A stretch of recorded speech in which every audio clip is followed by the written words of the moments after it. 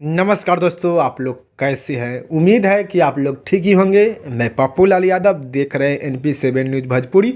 तो बहुत बहुत स्वागत बा। अगर आप लोग अभी तक NP7 न्यूज़ भोजपुरी को सब्सक्राइब नहीं किए हैं तो नीचे का लाल बटन दबाकर सब्सक्राइब कर दीजिए और साथ ही साथ वीडियो को लाइक कर दीजिए। दोस्तों, आप लोगों को बता दी कि खेसारी लाल यादव जी और गौतम सिंह राजपूत के विवाद बहुत ही आगे बढ़ गया है।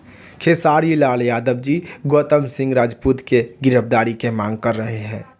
खेसारी लाल यादव जी गौतम सिंह राजपूत के गिरफ्तारी की मांग कर रहे हैं।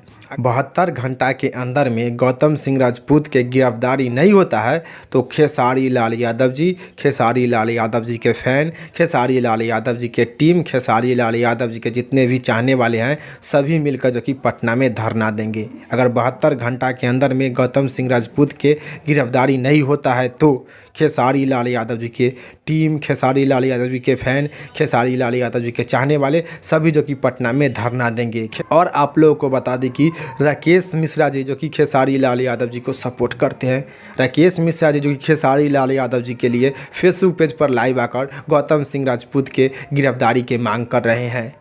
राकेश मिश्रा जी गौतम सिंह राजपूत के गिरफ्तारी की मांग कर रहे हैं खेसारी लाल यादव जी के सपोर्ट में।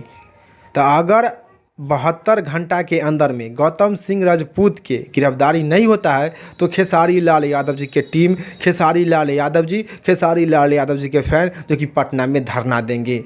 राकेश मिश्रा जी भी जो कि गौतम सिंह राजपूत के गिरफ्तारी की मांग कर रहे हैं।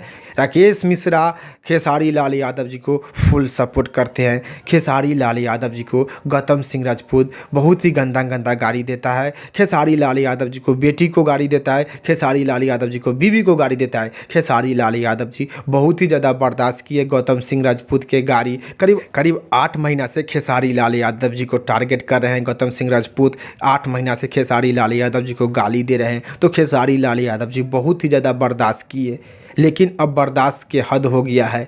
अब गौतम सिंह राजपूत के गिरफ्तारी होना बहुत ही ज़रूरी है। तो आप लोग को इसी जानकारी के बारे में बतावे के रहे तो इस जानकारी के बारे में का विचार नीचे कमेंट बॉक्स में बता दीजिएगा। फिलहाल में इतने, फिर से मिलेंगे अगले वीडियो में। जय हिंद, जय भोजपुरी।